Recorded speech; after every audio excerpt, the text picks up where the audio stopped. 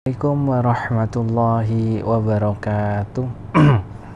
Alhamdulillahi rabbil alamin. Wabihi nasta'inu ala umuri dunya waddin.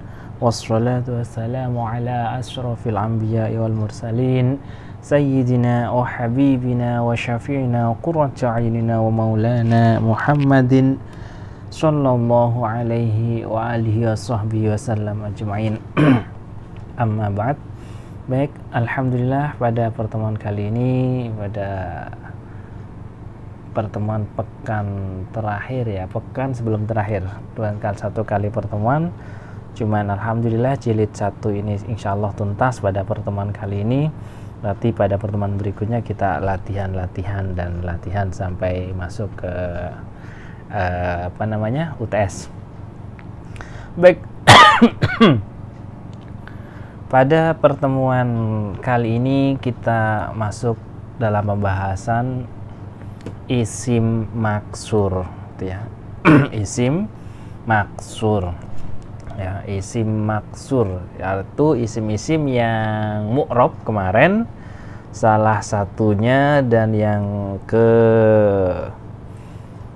berapa ya, ke-8 adalah namanya isim maksur, gitu ya.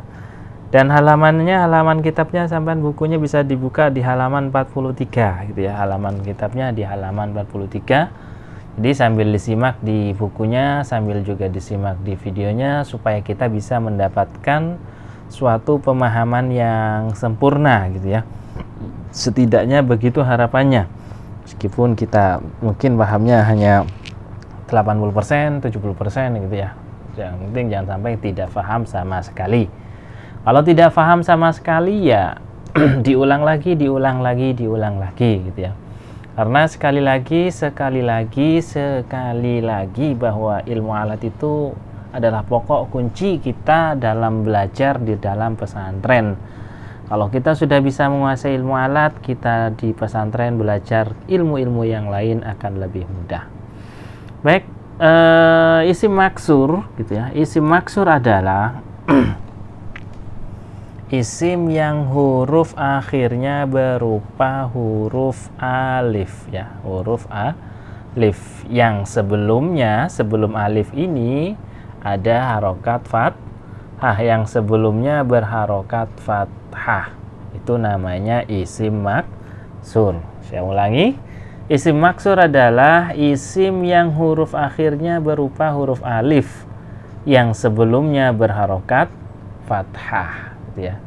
Dan huruf alif itu ada dua macam, ada yang begini, ini namanya alif berdiri ya, huruf tegak, alif tegak, atau alifnya seperti ini, alif layyinah namanya gitu ya, alifnya tidur. Jadi kalau seperti ini namanya alif, kalau nggak ada titiknya biasanya dinamakan alif layyinah. Jadi ada isim diakhiri alif ini berdiri ataupun alif tidur begini, alif layyinah, itu namanya isim maksur gitu ya. Oke, dan kemudian isim maksur tersebut tanda i'rabnya ya, tanda i'rab untuk isim maksur adalah ketika rafa ditandai dengan dhammah ya, dhammah begini. Contohnya seperti lafaz ja'a Musa ya. Saya dalam contoh di sini PowerPoint ini saya menggunakan nama gitu ya. Kalau dalam kitab kalian itu pakai isim al-huda gitu ya, al-huda di dalam kitabnya ya, kita samakan karena kita supaya lebih kaya contoh bahwa isim maksur itu isim yang huruf akhirnya berupa alif. Nah, ini kebetulan alifnya alif layyinah gitu ya, alif yang tidur yang ini. Kemudian ya supaya lebih keren. Nah, jadi ada huruf Musa, dhammah gitu ya. Kemudian tanda nasabnya, kok begini? Tanda nasabnya menggunakan fathah gitu ya. Sambil lihat di bukunya. Tanda nasabnya menggunakan fathah gitu ya. Fathah seperti contoh lafaz Musa, ra'aitu Musa, gitu ya. Kemudian ketika jar, i'rabnya ketika jar, tanda jarnya adalah kasroh, gitu ya. Seperti lafadz marortu bimusa, gitu ya. Marortu bimusa, ini kasroh. Kasrohnya di mana, gitu ya. Nah, gitu. Ya, lihat di situ hanya saja semua i'rab ini i'rab dhammah, rofa dengan dhammah, nasab dengan fathah, ini tanda dhammah, tanda fathah. Kemudian jar dengan kasroh, semua tiga-tiga i'rabnya itu dikira-kirakan ya. Dikira-kirakan di mana? Pada huruf alif. Jadi Musa, dhammahnya itu dikira-kirakan lafadz ini adalah dhammah di atasnya, cuman ini enggak berharokat. Ya, ra'aitu Musa di sini dikira-kirakan ada fathah, musaya, gitu ya. Dan marortu Musa ini juga dikira-kirakan bahwa di sini ada kasroh, gitu ya. Oke, sehingga untuk lebih jelasnya bisa dilihat dalam kitabnya halaman 43 itu contoh isim maksur, rofa, nasab, dan jar yang dikira-kirakan. Dalam tabel itu innallaha, innal huda, hudallah, inna hudallah wal huda, gitu ya. Oke, itu namanya isim maksur, dan seperti inilah yang dinamakan isim maksur, ya. Kemudian selanjutnya yang ke-9, kita ada 3 materi langsung untuk dalam video ini, gitu ya. Yang ke-9 adalah isim mangkus, ya. Isim mangkus. Apa sih isim mangkus itu? Gitu ya. Isim mangkus adalah isim yang huruf akhirnya berupa huruf ya asli, gitu ya. Dia ada kalimat diakhiri huruf ya asli, ya-nya asli, bukan hasil sebuah perubahan yang sebelumnya berharokat kasroh, namanya isim mangkus, gitu ya. Jadi isim mangkus isim yang huruf akhirnya berupa huruf ya asli yang sebelumnya berharokat kasroh, gitu ya. Jadi huruf ya, dan ya-nya ini asli, bukan alif, gitu ya. Jadi bentuk simbol ini bisa dinamakan huruf alif, juga bisa dinamakan huruf ya, gitu ya. Dan biasanya penulisannya kalau alif itu tidak ada titiknya, kalau iya itu ada titiknya. Ini salah, gak ada titiknya. Itu dalam penulisan, gitu ya. Yang kemudian kalau isim mangkus, ya, isim mangkus itu tanda i'rabnya adalah rofa dengan dhammah, gitu ya. Nah, cuman dhammahnya tadi dikira-kirakan, ya, seperti isim maksur tadi. Jadi dhammah ini hanya dikira-kirakan. Jadi simbol ini, simbol dhammah ini tidak tampil atau tidak terlihat dalam kalimat contohnya. Ja'a al-qadi, kan ini adalah amil rofa, mestinya di sini dibaca rofa karena ini isim maksur, tanda rofanya menggunakan dhammah karena berupa isim apa? Isim maksur. Isimnya mufrad, tanda rofanya adalah dhammah. Cuman dhammahnya dikira-kirakan. Ingat ya, dikira-kirakan. Tidak tampak di sini, nggak terlihat ini ya-nya, ya kan, tidak berharokat, gitu ya. Kemudian ketika nasab, ya, nasabnya dengan fathah, gitu ya. Cuman fathahnya ini tanda fathahnya jelas. Artinya apa jelas itu? Jelas terlihat. Lihat contoh. Ra'aitu an-nabil milasaf al-qadiyah. Nah, ini kan ya fathahnya jelas ada. Ini kalau isim mangkus, gitu ya. Kemudian itu tanda jarnya menggunakan kasroh. Cuman kasroh ini ya, dikira-kirakan sama seperti rofa.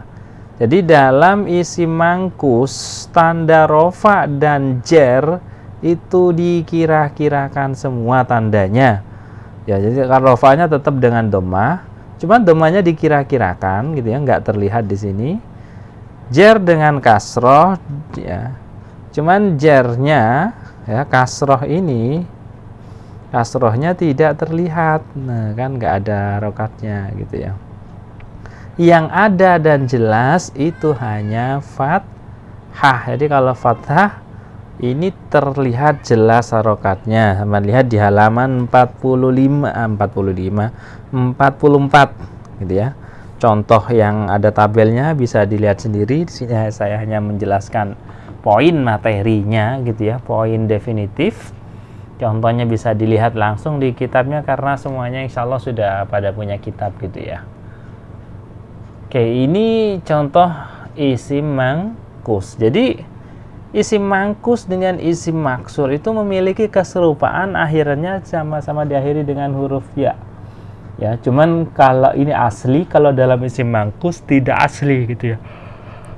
Jadi kalau dalam isim maksur ya, isim maksur itu huruf alifnya ya, huruf alif itu berdiri atau yang seperti ini itu tidak asli ya.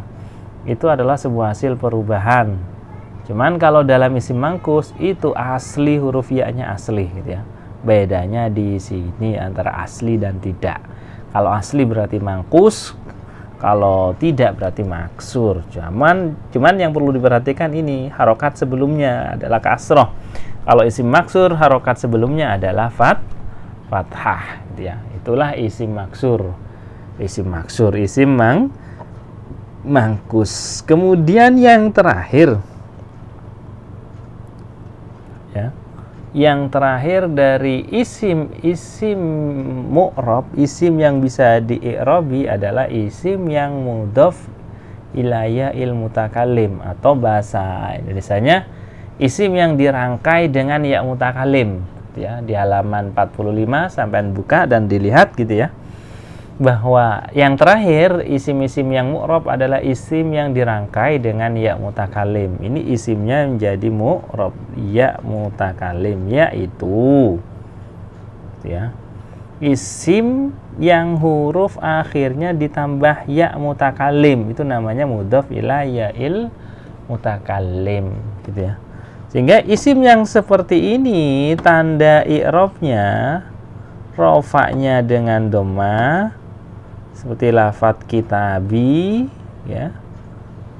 Kemudian nasabnya dengan fathah, contohnya juga seperti lafadz kitabi, dan jernya juga menggunakan kasroh, contohnya sama seperti lafadz kitabi. Artinya rofa, nasab dan jer, rofa dhammah, nasab dengan fathah, jer dengan kasroh gitu ya. Cuman di sini dalam mudhof ya mutakallim bahwa i'rabnya dikira-kirakan. Ingat ya, i'rabnya dikira-kirakan. Dikira-kirakannya di mana? Pada huruf sebelum ya. Pada huruf sebelum ya. Artinya apa? Dhammah, nas, fathah dan kasroh ini posisinya itu adalah berada pada huruf ba di sini. Cuman dikira-kirakan, nggak tampil, dhammahnya nggak terlihat, meskipun ada amil rofa ataupun ada amil nasab ataupun amil jer gitu ya. Tetap seperti ini, padahal ini mestinya tandanya begini, ini huruf ini berada di atas huruf ba gitu ya. Di sini tandanya kasroh, ini kebetulan kasroh terlihat ya karena kitabi. Yang sebetulnya bahwa ini adalah i'rabnya dikira-kira gitu ya. Hanya dikira-kirakan saja. Itu namanya isim yang dirangkai dengan huruf ya mutakallim. Adalah isim terakhir yang bisa di-i'rabi, artinya bisa mu'rab, bisa berubah di akhir kalimatnya. Sehingga kemudian yang perlu diingat, perlu diperhatikan ya, diingat baik-baik, disimak baik-baik, bahwasanya i'rab perkiraan ya, i'rab perkiraan pada isim maksur dan isim mangkus terletak pada huruf alif atau ya. Ya. Saya ulangi. I'rab perkiraan pada isim maksur dan isim mangkus ini terletak pada huruf alif atau ya. Alif isim maksur, mangkus isim, ya adalah isim mangkus. Sedangkan i'rab untuk isim yang mudhaf pada ya mutakalim terletak pada huruf sebelum ya. Jadi letaknya pada huruf sebelum ya. Itu kalau isim yang mudhaf pada ya mutakalim. Kalau isim maksur berada pada alif, kalau pada isim mangkus berada pada huruf ya-nya. Wallahu a'lam bishawab. Demikian penjelasan tentang isim-isim yang mu'rab sampai yang terakhir. Kemudian nanti kita lanjutkan pada edisi latihan dalam chat WA-G gitu ya, chat WA group. Ya, akhirnya assalamualaikum warahmatullahi wabarakatuh.